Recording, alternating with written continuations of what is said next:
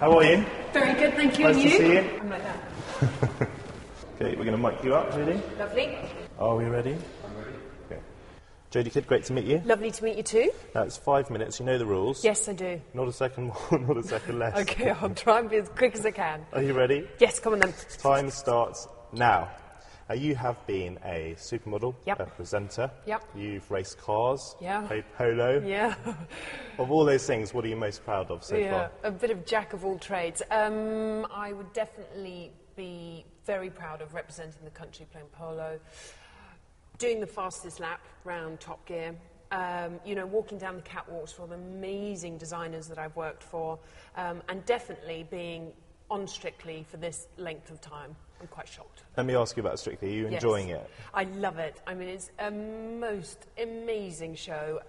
Very hard work, seriously hard work, but I'm loving it. You know, it's a real experience. Quite emotionally and physically draining. Yes, I mean, I'm not the most emotional person you'll ever meet, and I've now cried twice in front of God knows how many millions of people. It's terrible. It really is, but it's an amazing show. What's the atmosphere like amongst the celebrity contestants? Are you quite competitive with each other? Well, I mean, there are a couple of them that know that they're very good, and so they're getting very competitive. But someone like myself, who knows they're not the most natural and talented dancer that's ever walked this planet, just really loves every second, takes it all on board, and just wants to really, really enjoy it. Do you think you can win now? No, absolutely not. I have no delusions of grandeur at all. I've started with 2 left feet, and it's actually really nice to, each week, to see a little bit of light at the end of the tunnel and go, maybe one day I might become a semi-decent dancer. Or maybe just dancer. Tell me a little bit about your modelling career, because you were plucked overnight from a Yep. beach in Barbados. I was indeed, yeah. Did that change your life completely? I mean, completely changed my life. I was, my whole career was set out as in, I wanted to be a show jumper, I wanted to breed my own horses, and then suddenly modelling came upon me, and I said, well, I'll give it 6 months, and maybe I can earn a bit of money and buy my horse box, because I was saving up to buy a horse box. And that was about 14 years ago. And I got my horse box. Fantastic. Now, we've had the whole size zero debate. Yeah. What do you make of all that? Do you think there is too much pressure still being put on young women, girls, to be unhealthily skinny? I mean, the whole thing with fashion is that it changes the whole time, and it revolves. Like, just before I came in, it was very Cindy Crawford, and it was very voluptuous, and Claudia Schiffer, and then it went into the waif, which was where I came into it, where Kate Moss came into it. Then it went to the Brazilians, which was all quite voluptuous again, and then, so it does this whole circle. So there's a supermodel for every single era. You've got your Cindy Crawford voluptuous, you've got Kate Moss for being waif-like. So, it moves in a constant circle, so it isn't just waif. Is it a pretty tough industry to be part of?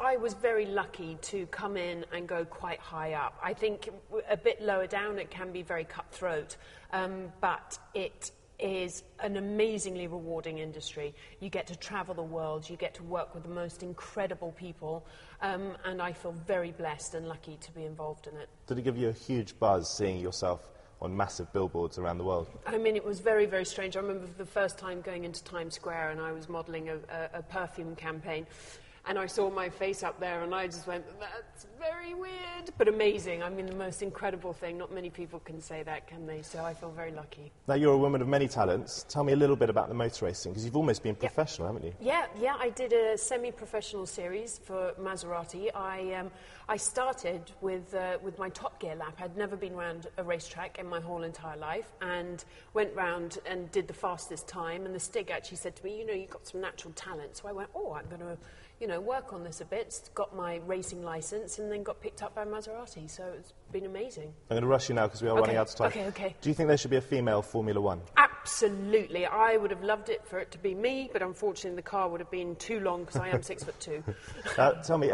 Lord Beaverbrook was your great-grandfather. Yes, he was. Massive media tycoon. Yep. Ran the Daily Express, which at the time was the most popular newspaper in the world. It was indeed. What do you make of the British media today, Jodie? The British media today, I mean, I think they're very cutthroat. I think, you know, this celebrity world is very bizarre nowadays. I think, you know, back then when my grandfather was doing the newspapers, there were real people, you know, you had real stories, and I think there's a lot of fakeness that's going on. Have you enjoyed being a celebrity? Yeah, well, I mean, celebrity, define celebrity. Okay. I'm myself. You've been part of the jet set. Has it been fun playing polo with the Royals? I mean, that's been an amazing thing. But, you know, my father played, you know, and he's not a celebrity, and my brother's also a polo player, and he's not a celebrity. Jodie Kidd, the time stops now. It's over. I couldn't speak quick enough. Great to meet you. Lovely to meet you too. Okay, bye.